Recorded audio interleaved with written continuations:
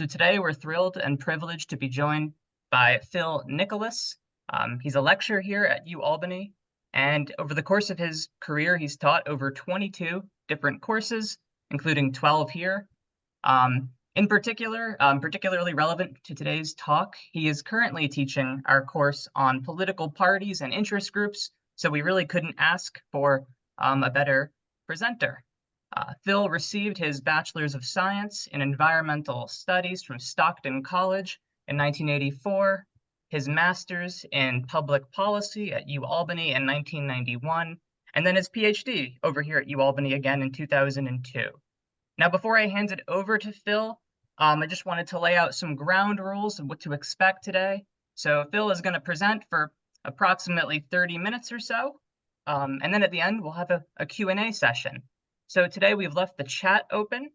So if you have any questions over the course of Phil's presentation, you can just put it in the chat. We ask that you only use the chat for questions, or alternatively, at the end in the Q&A section, you can use the raise hand function, and we will try to get to you. We'll try to get to as many questions as we can. So with that being said, we can now pass it over to Professor Nicholas. Thanks, Connor. Appreciate it. And I appreciate everyone's patience. I may be showing up as Kathy Betzinger. My audio wasn't working, so I had to jump into the wife's office. So I'm going to talk about the political parties and groups course and what we're doing, major themes related to the 2024 election. And I'm sharing screen share because this is how I typically teach a Zoom course. So it'll kind of get you a little bit, familiar with my teaching style as well. So, and I think most profs who have taught this course at Albany and probably elsewhere to some degree focus the course extensively on political parties. I kind of break it up a little bit. I do maybe about half on parties, close to the other half on interest groups, and then some material on political campaigns and other political organizations. So let me, my wife's mouse is kind of funky here. I'm going down to the next slide there. So I guess we can start with what political parties are and what they do. Political parties, the whole goal of a political party is to win elections. So winning elections, if we were Ford, back with the old Ford commercial, that would be job one. So we want to get our people into office.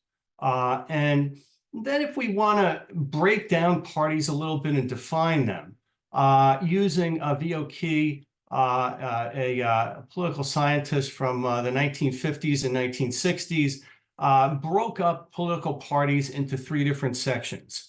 The electorate, meaning the people who identify with parties. These are the folks that in most states can register with a party when they register to vote. They are the party voters. Most of what they do to help the party is to vote. Maybe they'll put up lawn signs. Maybe they'll sign petitions at times.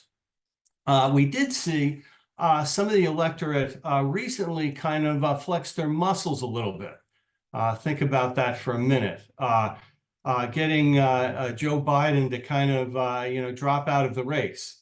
Who were those electorate folks? They were electorate big money folks who contribute to the party. So again, we can think about different folks that are in the electorate, what they do. Most of them are going to vote. Some of them are going to be a little bit, way more influential. The other part of parties, party organizations, these are committees, committees that run from the local level in towns and in actual election districts on up through counties, through states, and to the national level. So these committees have party activists in them that we typically think of the party activists. They're also what we think of when we refer to as political parties often. We're thinking about the political party organizations. The third part is party and government. Party and government, once we get folks elected from the parties, they then organize in government. We can see them, again, organizing in government, very well in Congress, where whoever holds a majority will organize and will put forward their legislative agenda. So we have these three sections that are what parties make up. And again, if we're thinking, a little bit more broadly, well, the two major parties, of course, have all of this. We get down to third parties and minor parties. Yeah, they may have some electorate followers. They may have a rudimentary party organizations here and there, but they have very few folks that they get into government. So we typically look at a modern developed party of having these three sections that third parties in many ways struggle to get to. And we see with the party electorate now, most of the party electorate's focus is on the presidential race. So we have these state, local committees. Again, they're going to be focused on a lot of different things aside from the presidential race. And why is that? Also what I typically do in class with a question on the slide, and then we flip to the next slide and I'll answer the question. That's because the presidential election is only really competitive in about 10 states. So these party committee people right now that are out there in party organizations in New York State, in California, they're doing other stuff on other races. They're not really focused very much on the presidential race. Now, again, maybe some of their people are. Some of the party activists are going to be traveling to swing states to work to try to get their presidential candidate elected. But in most cases, they're going to be working on House and Senate races, state legislative races, and local government races. So we think about all the work, these party people that are party committee people are doing. It is, it's quite numerous and encompassing, but most of them in the country right now are not really that active at the presidential level. And the reason for that, as many of us know, is that we win electors on a winner-take-all basis in the states. So if you win a state, you get all the state's electors except in Nebraska and Maine. So 48 of the states, you've got to win the whole state. States that are not competitive, like New York or Texas or Oklahoma, there's going to be much less focus on the presidential race. We'll have, the party electorate people contacting the party committee people saying, hey, where's my signs, man? Where's my signs? I can't get signs. Well, that's because all the signs are going to the swing states. You're gonna probably have to buy your signs online. You're gonna have difficulty getting them from the party people. So now what do these party committee members do to get their candidates elected? And we have a whole host of activities that they're engaged in. Again, a lot of it is recruiting candidates. If we can summarize all this, it's finding candidates, getting them on the ballot, getting them elected. So the first part is going to be finding candidates. Getting them on the ballot, that's one thing that parties still really do very well. Is in most states, you have to petition, you circulate these petitions with the candidate's name on there, that gets them on the ballot. So the parties still do that pretty well. They nominate a few candidates here and there at state party conventions, maybe at, judicial district conventions if we're in New York State. They'll do some registering voters. Fundraising, again, is going to be real important. You need money to get just about anything done. So these party committees, whether they're in a town, whether they're in a big city like New York City, whether they're at the state level, they're going to be holding fundraisers, and they're going to be often fundraising online continuously. So other things they do, we see GOTV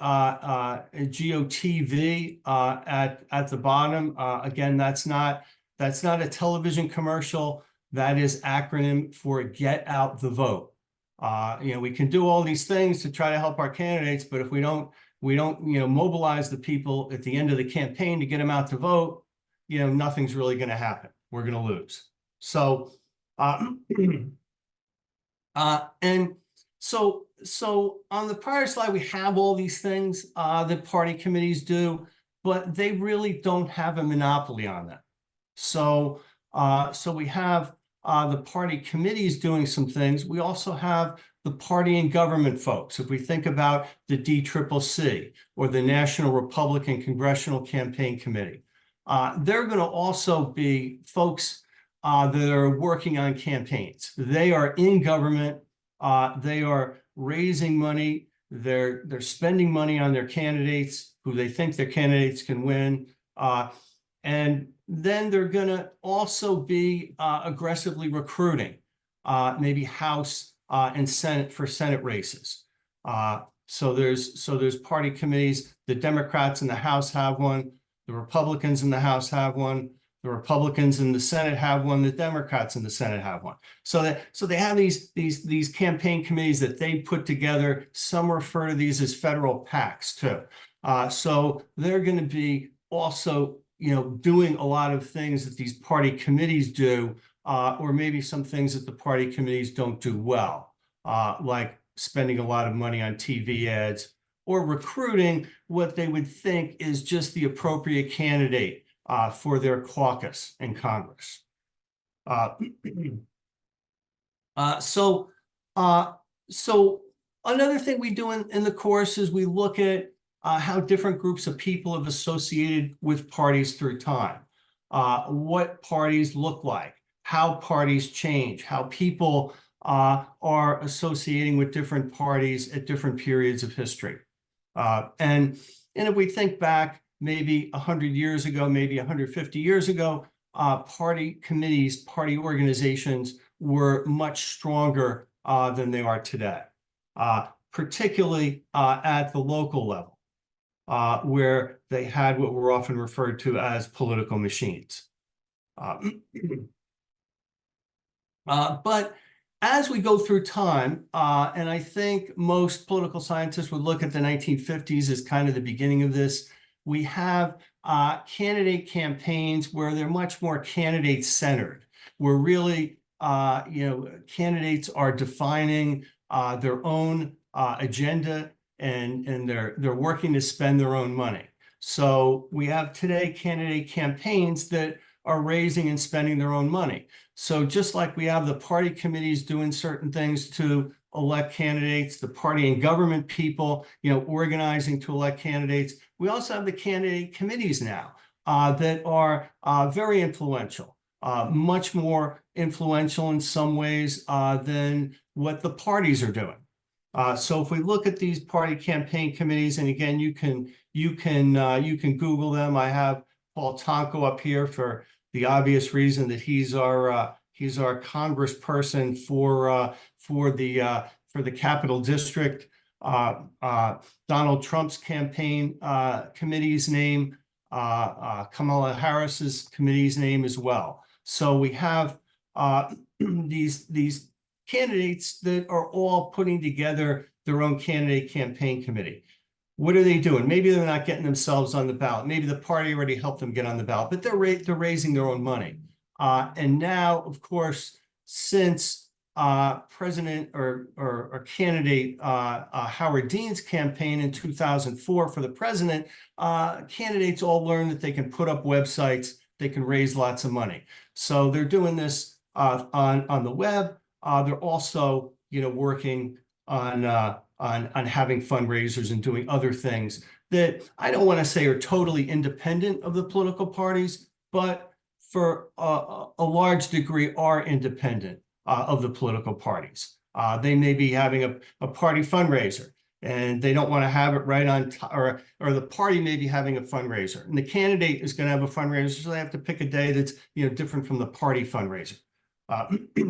So the candidates are appealing to voters much more directly, and we can see this basically reducing the influence that political parties have.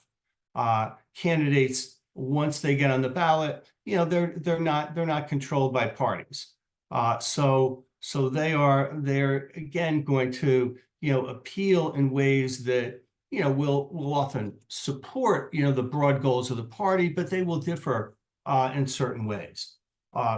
So parties in history, controlled nominations, they controlled the campaigns, they controlled the issue agenda of the candidates for the most part. And then when the candidate got elected, they told the candidate to hire some of their people. So again, we have some of this that still remains, here and there, but largely these candidate campaigns have taken center stage. So if we kind of put all this together, we have the Harris and Trump candidate campaigns that are working to get the candidates elected. We have these numerous party committees. So we may have the national committees working, of course, that's their top priority to get the president elected. The state and local committees will be doing so in states that are competitive. Now, again, they may be, if they're right next to another state, they may be going over to that state and helping if they're next to a competitive state and they're in a non-competitive state. So I don't want to say that these activists are just sitting back in the presidential race, but many of them are really, again, focused on other congressional races or state and local races. Now, the third thing that we have going on here is the influence of PACs and super PACs. So what's the difference between a PAC and a super PAC? PACs are helping to elect or defeat candidates, and they typically have an issue agenda. They might be labor union PACs, they might be corporate PACs, they might just have a single agenda, like guns or reproductive rights. So what they're doing is they're raising money and they're contributing money to candidate campaigns. They can also do things independent of candidates, but a lot of what they do is they raise money, contribute them to candidate campaigns. They're much more active in the House of Representatives with House races. They're somewhat active with Senate races. And they're not as active with presidential races. And again, part of that is because of spending restrictions. Part of that is because they have what is often a legislative agenda, and they want legislators to remember them. So we have again a lot of this PAC support going to competitive races in the House and in the Senate. Then we turn to super PACs, a new type of PAC, often referred to as an independent expenditure committee. So here we're not transferring money from the PAC to the candidate campaign. We're just doing stuff to help the candidate campaign that we like, or in many cases, trying to hurt candidates that we don't like. So we have a lot of these ads that we'll see on TV. We don't get quite as many of them here because we're not in a swing state, but and we do get them with competitive House races. We can see the Molinaro-Riley race a little bit to our south, the House race where there may be some super PAC action. But we have these groups acting, largely independent of candidates. They're not contributing money to them. They're not supposed to really coordinate with them. Although we have to add kind of a footnote to that because there's a new Federal Election Commission rule that allows candidate campaigns to coordinate with super PACs to do door-to-door canvassing, particularly for get out the vote.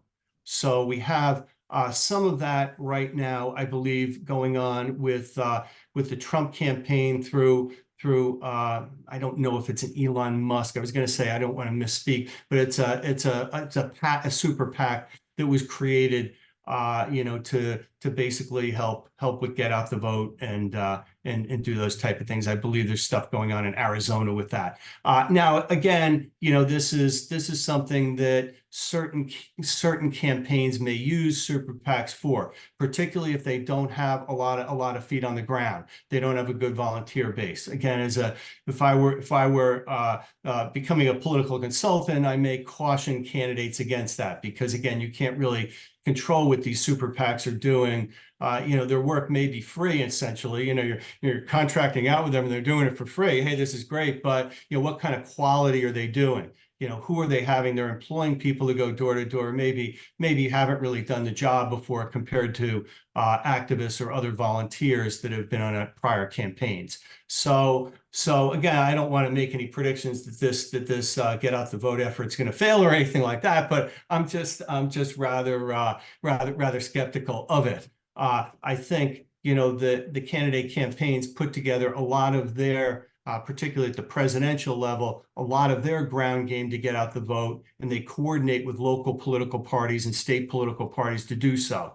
So that's been really the model over the past few decades. So we'll see, really what's going to happen here if these independent groups are going to start, doing a number of things for candidates, and further displacing, the part that parties historically had in getting out the vote and doing a number of different things. So I have down a couple of the leading super PACs here. And again, these aren't formed by the candidates. They're formed by other people. Some of them may be formed by interest groups. Some of them may be formed by wealthy people who just want to get involved in politics and are looking for a hobby. So they create a super PAC and start running ads, start doing a number of things to help candidates they like. So again, that's kind of putting the best spin on this. I think a lot of this stuff tends to be negative, which may lead to some voter fatigue, and people just getting fed up with elections. So good. Okay. Well, let's continue. Before I click on the next slide, I guess if we're looking at the super PAC's influence, I would say they're going to be influential in very close contests in swing states in terms of the presidential election. They could be much more influential in a House or a smaller jurisdiction race if they get involved in it. Because they can saturate the airwaves. What did I do here with my slide? Hit Control Z there. Okay, put that back there. Okay. So again, something I mentioned, that we have a lot of these folks, these PACs and super PACs, aligned with interest groups. They could really be kind of part of an interest group, a wing of an interest group, or they could be something more independent. And again, it makes sense. If you're an interest group, you want to influence legislation, but you may need people in government to actually move forward with your agenda. So I think that we get, since the Citizens United decision and other court decisions, more interest groups kind of moving in and creating that separate bank account to create a super PAC. And I think this question I already answered. Where super PACs and PACs more active? They're going to be much more active in House and Senate campaigns, and in governors races, a number of those areas, because again, we have a limited pool of them that are going to be working on presidential races if we think about all the PACs and super PACs out there. So okay, I feel like I skipped over a slide. Maybe I'm okay here.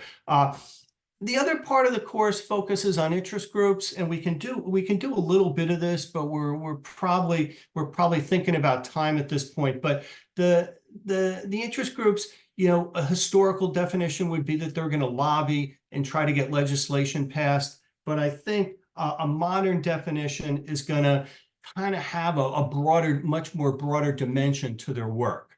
So we have them trying to influence the president, the Office of Management and Budget. So they're not just influencing the executive branch with their agenda, whether it be the environment, whether it be guns or whatever. They're also going directly after the executive branch. They may engage in lawsuits. They may try to influence the regulatory process and just be focusing on certain agencies. They may build capacity in some areas by doing organizing. So, and again, not all, one interest group isn't likely to do all this. You know, they tend to specialize. Some will be more into litigation. Some will be more into lobbying. You know, so we have to think about, you know, interest groups as certainly having much more of a niche, not just in terms of their issue agenda, but in terms of their tactics as well. So, and what I like to do is I like to take all interest groups and divide them into 3 different types. And I can pretty much take any interest group and divide it into 3 different types. It's a private interest group where there's a material benefit. We see, you know, corporate and labor interest groups here. We have up what many would, in a reputational survey, say is the most powerful interest group in New York State, the New York State United Teachers. So we are the most powerful, you know.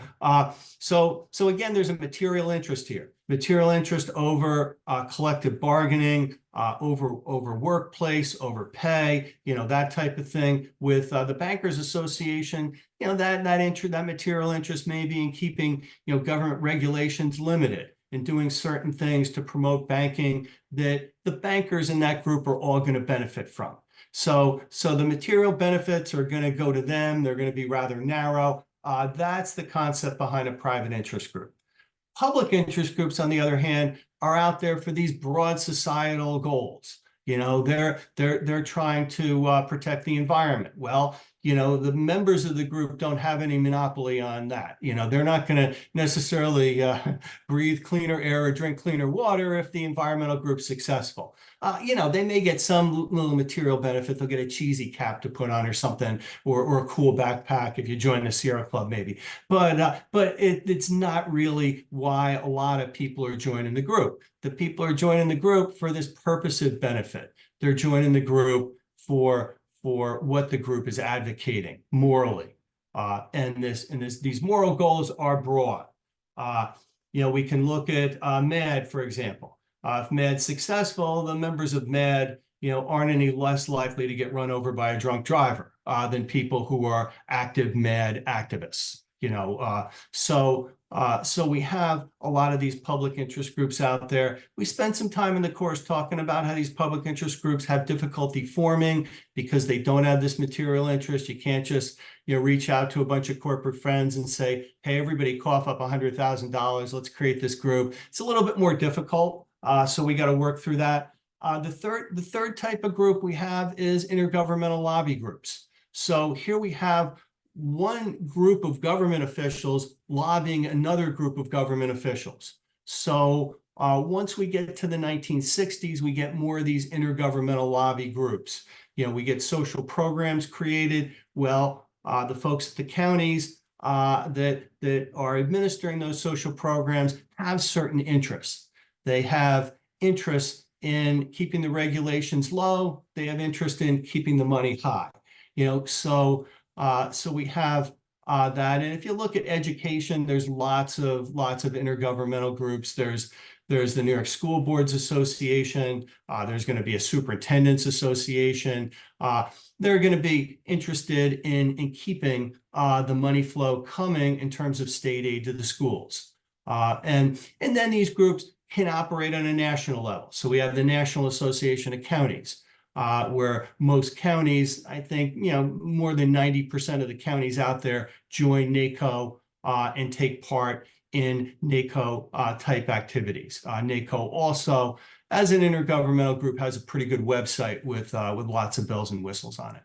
So Okay, to sum up, if we want to tie all this together, we can look at an interest group having lots of different moving parts. So if we have Planned Parenthood's a 501c3 charitable nonprofit providing health-related services. Then other sections of the organization get created over time. So we get this complex nonprofit, or what some refer to a nonprofit having a very big political footprint as an interest group. So we have Planned Parenthood Action Fund. That's the lobbying arm of Planned Parenthood. We have Planned Parenthood Action Fund PAC. That was the PAC that was set up to contribute to candidates who are pro-choice, or candidates running against people who are anti-choice. And then eventually, once Citizen United comes along, we have Planned Parenthood Votes, a super PAC getting created. So some of the bigger interest groups that we have out there are going to have some electoral presence, and they're going to have some advocacy presence in terms of directly influencing government. Okay, I think I've run a couple minutes over my time. I'll leave it at there. I have to go run into the other room and get my water, and I'll be right back.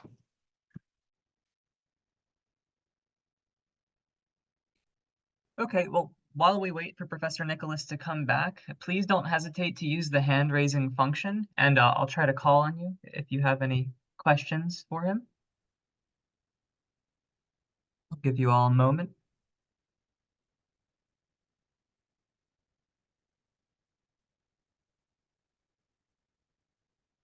Well, while we wait for any questions, Professor Nicholas, I'll start with a broad question for you. This electoral cycle, back when we still had Biden or Trump, there were many so-called double haters about each party. So I'm wondering if I could hear your thoughts on the current state you think our two-party system is. Are the parties going to adapt to this sort of apathy? Or is this some sort of long-standing problem we need to be concerned about? Well, I think we've moved into the hyper-partisanship era since maybe about the Iraq War under George W. Bush, and things have kind of gotten more polarized since then. So we do have people who just look at the other party and say, well, yeah, I hate that party, and that's why I am mobilized to turn out. Now, I think we do have some glimmer and hope in that there's other organizations out there. There's a group, and I may be mispronouncing the group. Folks could jump in if they know the name of the group or put it in the chat.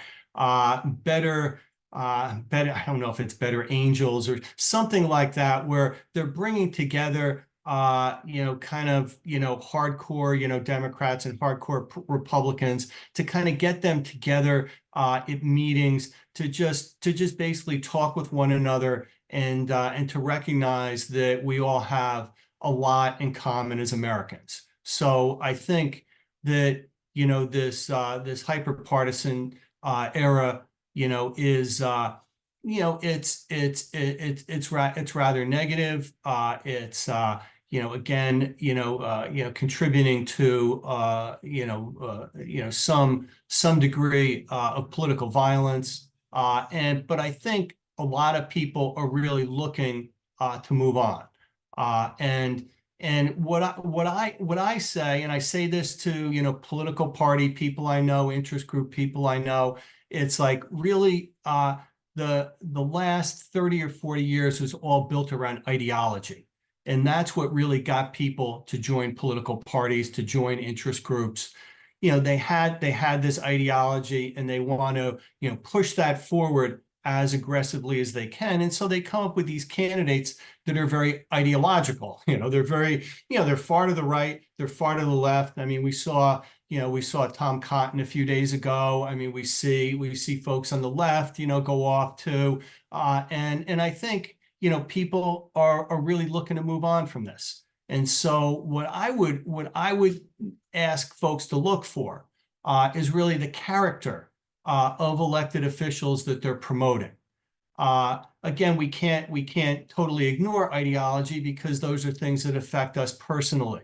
They affect our reproductive liberty. They affect our rights in various ways. But I think we really have to start, shifting a little bit and looking to having people with good character who get elected, who are going to, try to bring people back together, who are going to work for the greater common good. It's easy for me to say all these things, but Yeah, all right. Well, thank you. Looks like we have two questions in the chat. So the first is from Dr. Novkov, and she asks, just wondering, given how the Trump administration has changed the way the Republican Party works, does interest group advocacy still work the same way in terms of agenda influencing? uh, well, I think just if we look at the interest group literature itself, it's I think as things have become more hyper partisanship, as people in party and government, kind of run things more, and we have this unity voting that's going on. The unity voting scores among Democrats and Republicans are like sky high now in the 90s, where they're all voting as a unified bloc. That's really, I think, where we've headed on this, and it's and I don't kind of can you repeat the question again? I want to get it. I want to get another angle on it. Sure. Yeah, yeah. So she asks, considering the way that the Trump administration has fundamentally altered Republican Party politics, does interest group advocacy still work the same way, specifically in terms of agenda influencing? Yeah, I don't think the interest groups are nearly as important as they once were. And I don't know if I would tag it directly to Trump, although I think, he has, certainly done a lot to make the interest groups less relevant. Particularly when we think about, the various groups that might have interest in immigration reform. And Trump can just go and call the Republicans in the Senate and say, "Hey, kill that thing. I don't want it to happen." So yeah, yeah. I mean, we clearly have these party leaders or elected officials or whatever we want to call them, dictating things much more. But I don't want to say it's just Trump and the Republicans. I think it's kind of happening from both sides. So, and if I would give just a historical example about this, I mean, the Democrats and the Republicans once had a lot of diversity in their ranks in Congress. There were liberal Republicans from the Northeast, like Jacob Javits, a United States Senator.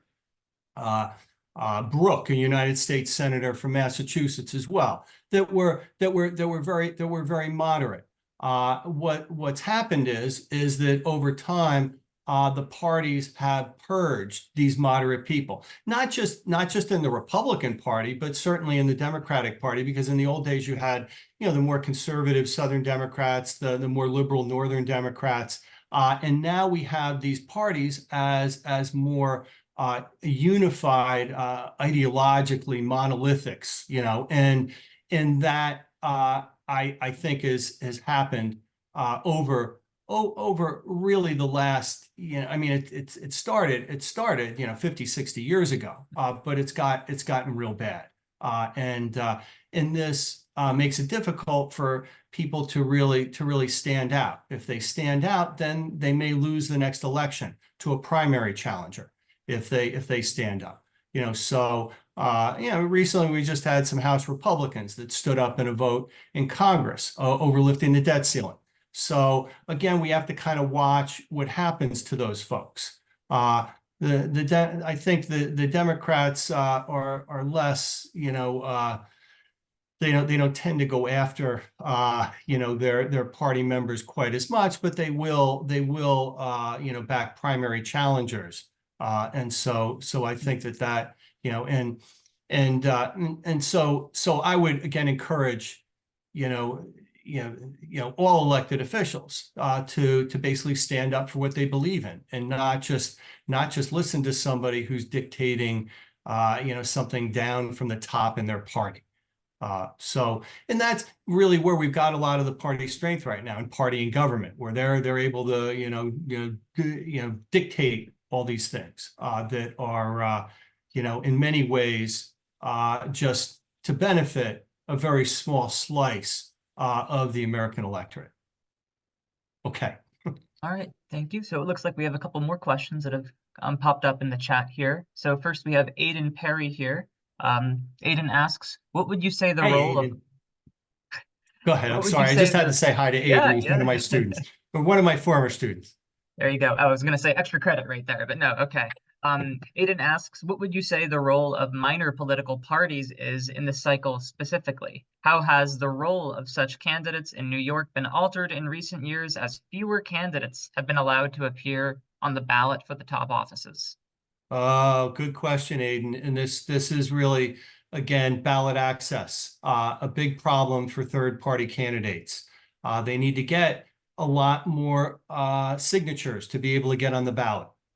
So New York recently changed the signature rules for parties. So you need more signatures to be able to get on the ballot, unless you are already a constituted party. So we have 4 constituted parties: the Democrats, the Republicans, the Working Families Party, and the Conservative Party in New York State. So to become a constituted party, you have to get 130,000 votes in a governor's race or a presidential race, or 2% of the vote, whichever is more. So that threshold was raised from 50,000, and that makes from just 50,000 votes in a governor's race. So that makes it much more difficult for other parties to form and kind of get in on all this to fight all the negativity that we have with the 2 major parties, or what many of us perceive as that hyper partisanship among the 2 parties. So the third parties, again, if we think about successful third party or successful independent runs, it's people that have already been in politics, or people that have a lot of money that are going to go and form a party. We had Tom Golisano back in '94 in New York that formed a Reform Party, who ran for governor. Again, it was a lot of his funds, his own money, that was able to put that organization together. So and I think that's what there was this new No Labels Party or whatever that was trying to form, and it's, again, that's it more at the national level, but it's very difficult to get these local parties or these state parties off the ground. And that's something that's true in New York, and it's something that's true in more than a majority of the states. Some states it's a little bit easier than others, and some states it's much more difficult than it is in New York. So I don't really see any real hope in changing that. Not in New York State, at least. I mean, we could have ballot initiatives in some states in the West, or states that allow ballot initiatives that would allow the citizens to put forward a change to their state constitution to lower the threshold and make it easier for third and minor parties to form and to be active. That might be one route I would advise them to take. That's not going to help us in New York State because we don't have very much direct democracy. So I don't know. I don't know what else to say, Aiden. I wish I could come up with a better solution than that. Okay, well, we can move now from the state level to the national level. Dennis has another question about the 2-party system, which seems to be a popular topic today. He asks, in our country, the 2 major parties have dominated for decades. Do you see any prospects for the emergence and growth of third parties? What are the impediments for third parties? I know you've already gone into a lot of this here, but let's move on to the national level as well. The national level, again, it's going to really require large numbers of people to shift their allegiance away from one of the major parties or both of the major parties to form something in the middle. So we can think about, people in the electorate that it's going to require to happen. But how do we get the people in the electorate organized to do that? That's very difficult. Again, it's probably going to require some people with a lot of money that are going to be able to advertise this, put together, some interest groups, maybe initially, to look toward forming these national third parties that are going to be more effective. And again, we have some activists that would be interested in doing this. We certainly have, I would say, a group of the electorate that would be amenable to it if these elites that are forming the party can have a mechanism to reach out to them. And again, I don't know what exactly that mechanism could be. I mean, the direct democracy route, I think, could help by changing some state laws. If we look at certain areas, what's the most successful third party today in the United States? I would say it's the Vermont Progressive Party. The Vermont Progressive Party has been able to, kind of coming out of the work of Bernie Sanders and other folks, forming this political party to challenge the Democrats and Republicans in Vermont. And they've been able to get some folks elected. So what they did is they worked locally, and they started working in Burlington, where they had, some working class folks and middle class folks that maybe moved up, from New York City, and they put together over the course of probably about 15 years, a strong political organization. Then they from there decided to go more statewide to try to elect people to the state legislature, which they've done fairly successfully. Again, they don't control the state legislature, but they form coalitions with Democrats who do. And in Vermont, out of any state we look at, probably has more of a progressive agenda than anywhere else. So Dennis, to answer your question, I think some of this has to start at the local level, but some of it also has to start, kind of coming down from elites that have money. If we could get George Soros, Elon Musk, one of the Gates, those folks will all kind of, come together and say, all right, we need to do something differently, and we're gonna advertise this, and we're gonna try to get party committees created in the states that are going to get people on the ballot and do things. So I think it's going to have to happen from the top down and probably the bottom up, almost at the same time.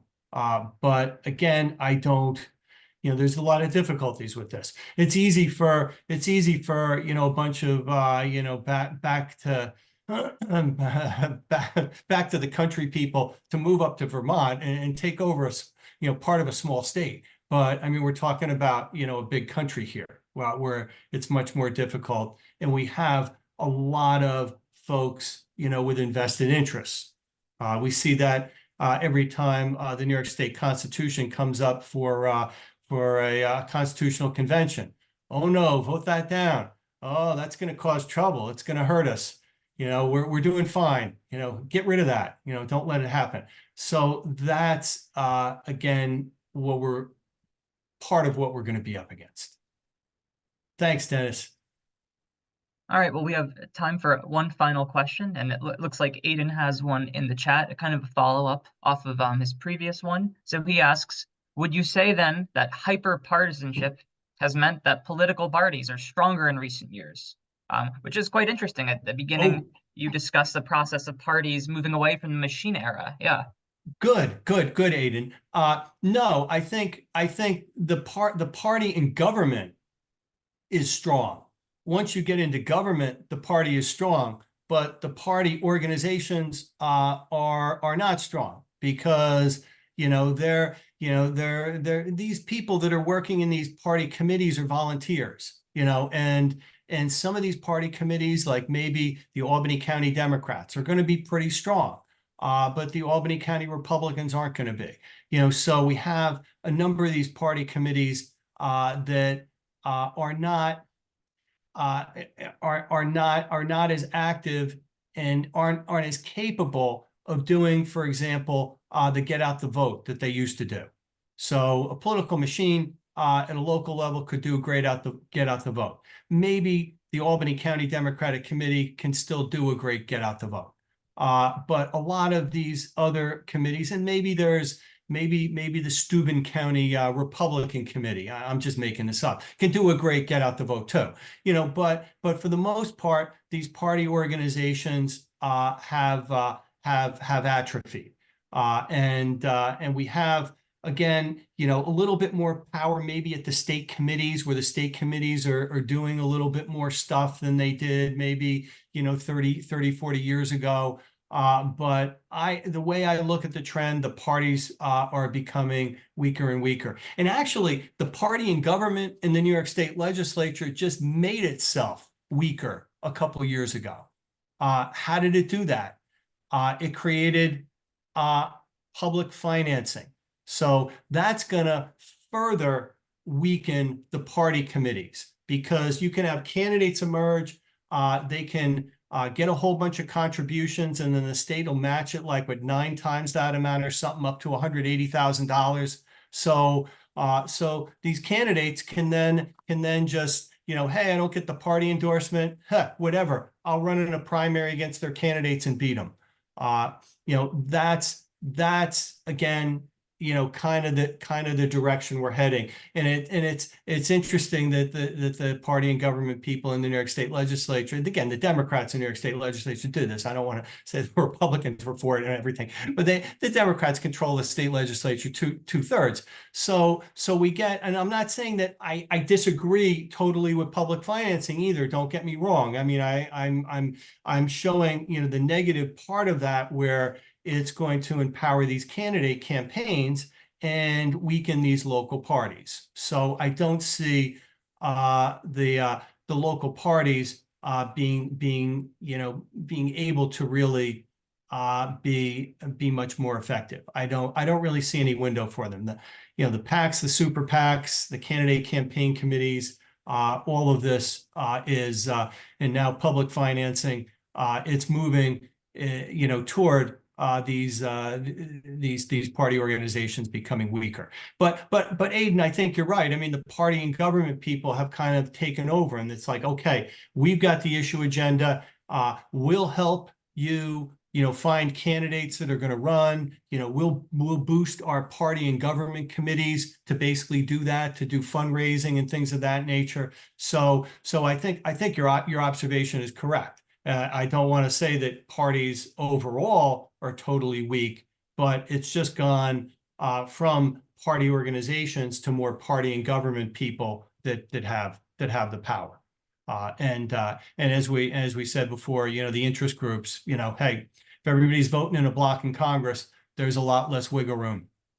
I ran into a lobbyist that lobbied on healthcare issues a couple of years ago, and he said, I loved it when the Senate was controlled by Republicans in New York State and the Assembly was controlled by Democrats, because there was always some wiggle room to operate. Now that the Democrats control both branches by 2/3, there's no real wiggle room to operate. You can't really get your own solutions in there as easily into legislation as you could before, when you could play kind of one party against another. So to get back to the interest group part of it, the interest groups are also suffering as we get more strength with party and government folks. So good. And I want to thank everybody for attending the talk, and we've got a number of other good talks in our election series coming up. So please also attend those as well. Thanks again. Yeah, thank you so much for your time, Professor Nicholas, for the presentation and for taking the time to answer audience questions. And yeah, Professor Nicholas is right. We have an exciting talk this Monday We're going to hear from Libby Post, who's an expert in political communications and political consulting. So same time, same place, 12 to 1 and on Zoom. But thank you everybody so much for coming today.